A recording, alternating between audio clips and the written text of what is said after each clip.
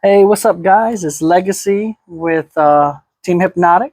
So I'm gonna go ahead and go over my Snake Eyes deck list. There are certain things in this deck that are different from what you typically see, um, and I'll do like a combo video at a later date, explaining why certain things were chose. So start off with the basic. You got the 3 Snake Eyes Ash, 2 Snake Eye Poplar, 1 Oak, and then you have 2 Flamberge Dragons and a Diabell Star. And then something that I run that's different from a lot of other people is I do include the Birch. I really like its utility on my opponent's turn. It allows you to do really stupid combos. I'll show you guys that in the combo video.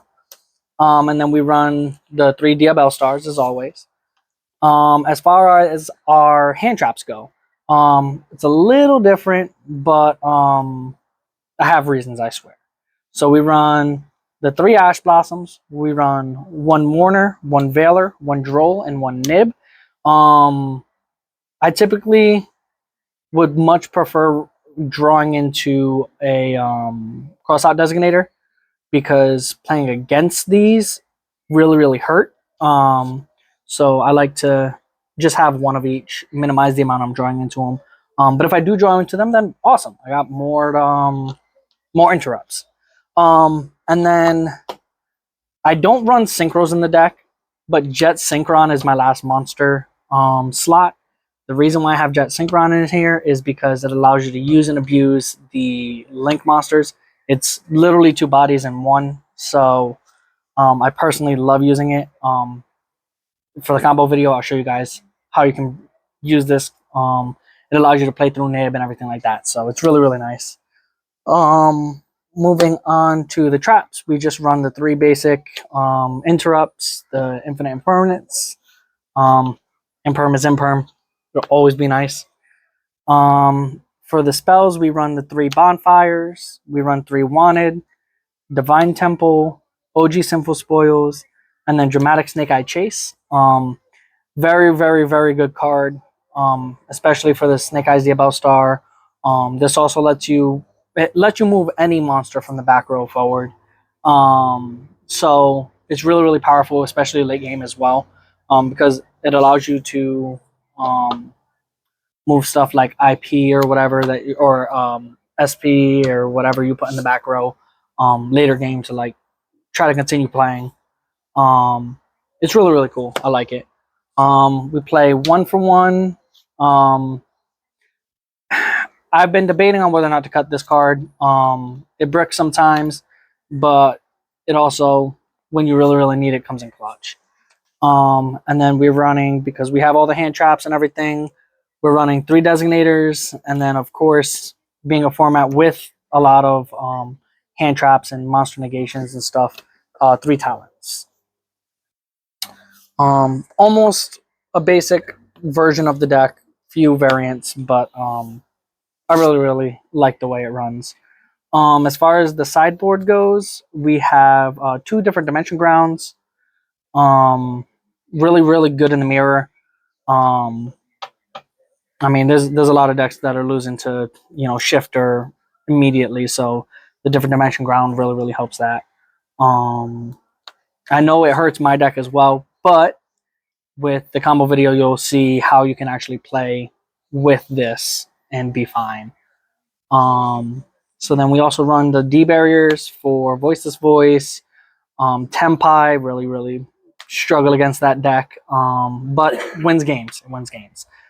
Branded Fusion or branded Chimera, all those Fusion Xyz decks and stuff really helps against those. I got to get 2 deck lockdowns. Really powerful cards against Tempai. That is one of the main decks right now, so more often than not, I'm going to see it. I want to make sure I have something ready for it, so this would be deck lockdown. We are running 2 Twin Twisters and 3 Cosmic Cyclones for back row hate, because back row cards are just horrible to have to play against. It helps. The Cyclones help with like getting rid of Big Welcome, just like banishing it completely. Floodgates, stuff like that, field spells. And then Twin Twisters is really good against Voiceless Voice because you can hit both the spell and the trap that they set. So yeah, they have a lot of good uses. And then the final little package I have here is the Bestial package, Magnum, Baldrake, and Jewess Worm. Baldrake is really, really good against a lot of different decks. I personally love Baldrake. It saved me quite a few times. Magnum's really cool because it searches the Snake Eyes, or I mean, either of the Bestials. So I've been able to do like Magnamut into the Flamberge, and then one for one it off, and special summon from the graveyard, and do a bunch of craziness. So it's really, really nice. And I mean, Jewess Worm is Jewess Worm. As far as our extra deck goes, it's pretty basic. There is one shocking thing about my deck, or the extra deck. I'll get to that in a minute. So we have Relinquished Animal Replacement for Link Karibo, IP Masquerena, Pit Knight early. It's really good to have for negates, and then like you can like chain Flamberge to special summon from back row, Pit Knight early, negate a monster effect, and then chain IP at the end to link off the three of them into Apple. So now you have a 3-mat Apple. And then you have Dark and Hita. Really, really nice cards, especially for like the Mirror or Lab. Nightmare Phoenix, back row hate, more of it. SP Little Knight. And then we have the Celine and Access Code line. OTK is nice. I mean, just is what it is. Then we run Appaloosa, Promethean Princess, Raging Phoenix, and Zealantis because that line is super, super powerful. I really, really like to abuse it. And then for my last Link monster, it's the Underworld Goddess.